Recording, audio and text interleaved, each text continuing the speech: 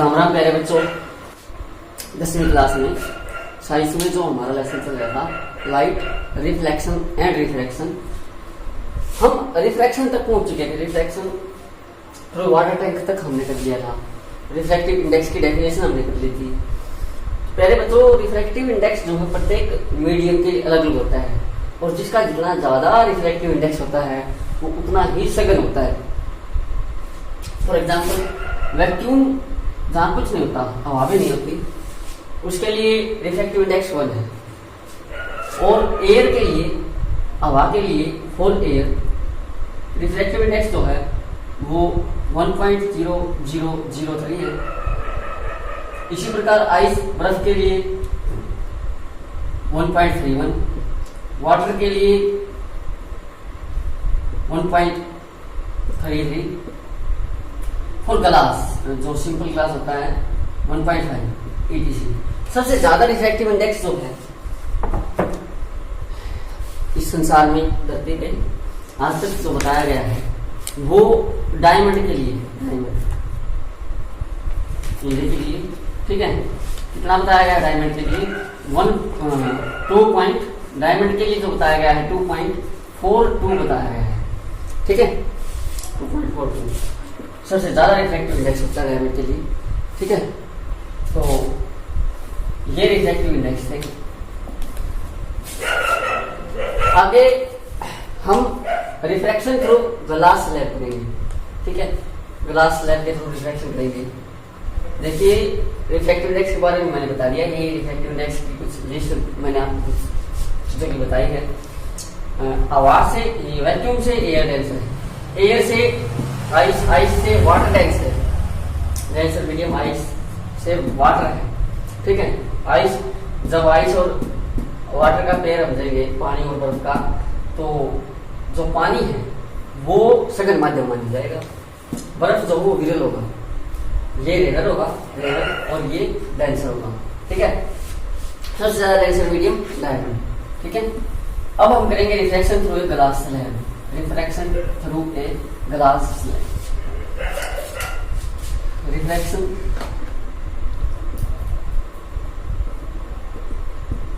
Through a glass slab. कांच की slab से अपवर्तन देखेंगे हम। कांच की स्लैब में से किस प्रकार अपवर्तन होगा। चलो हमने कांच की स्लैब ली, ये कांच की स्लैब हमने ले ली, ठीक है। अब एक जो रे है, आप करके कोशिश करना, पेन से इस प्रकार की लाइन बनाना, लाइन, ठीक है, इस एंड पे, कांच इस स्लैब के इस एंड पे बनाना और उसको इस एंड से देखना, इस एंड से, ठीक है। आप जब इस एंड से देख के वापिस इसको बनाने की कोशिश करना रे को, तो ये रे आप यहां बनाओगे। जब स्लैब हटाओगे तो दोनों रे आपको पैरेलल मिलेगी इस प्रकार, और इनमें कुछ डिफरेंस मिलेगा। अब स्लैब को जो है किसी बुक पे रख के देखना जहां पे अक्षर हो, ठीक है, तो देखोगे आप अक्षर जो है आपको कुछ उठे हुए दिखाई देंगे जहां जहां हमने स्लैब रखी है। ये जो लेटरल डिस्प्लेसमेंट है जितनी होगी उसी हिसाब से उतना ही नीचे वो अक्षर उठेंगे, ठीक है। अब देखेंगे हम, देखिए ये कांच की स्लैब है, ये रे ऑफ लाइट इंसिडेंट हुई, रे ऑफ लाइट इंसिडेंट हुई स्लैब पे, ये इंटरफेस हुआ दो मीडियम, ठीक है, माध्यम का। यहाँ पे इसने इंसिडेंस एंगल बनाया आज, तो आपको पता है ये रेयर मीडियम है, डेंसर मीडियम। जब रेयर मीडियम से डेंसर मीडियम में लाइट जाती है तो रिफ्लेक्शन हो गया, जाएगी, ठीक है। जब रेयर से डेंसर में जाएगी तो टुवार्ड नॉर्मल बैंड होगी, ये नॉर्मल है N1, टुवार्ड नॉर्मल बैंड होगी इस प्रकार, ठीक है, बैंड हो जाएगी। ये R रिफ्लेक्शन एंगल हम बोलते हैं। अब देखिए ये कांच की ये स्लैब से बाहर निकलने वाली है, बाहर निकलेगी डेंसर से कहां जा रही है, हम एक और नॉर्मल खींचेंगे, एक और नॉर्मल खींचेंगे, ठीक है, एक और नॉर्मल खींचना है। नॉर्मल, ये नॉर्मल, पैरेलल हुए तो ये एंगल जो ये एंगल बराबर, ठीक है, रिफ्रैक्शन एंगल के बराबर एंगल होगा ये इंसिडेंस एंगल, ठीक है। ये इंसिडेंस एंगल, ये आपतन कोण इस अपवर्तन कोण के बराबर होगा, क्योंकि ये दो रेखाएं जो है वो पैरेलल है आपस में, और एक तीसरी एक रेखा है जिनको छेद करेगी, काट रही है, ठीक है। अब देखिए जैसे ही रिफ्लेक्शन होगा तो विषय जाएगी, रिफ्लेक्शन होगा तो देख सकते रेयर में हवा में आ रही है, कहाँ जाएगी, away from normal, away from normal जाएगी, away from normal, away from normal. ये एंगल इसके समान होगा।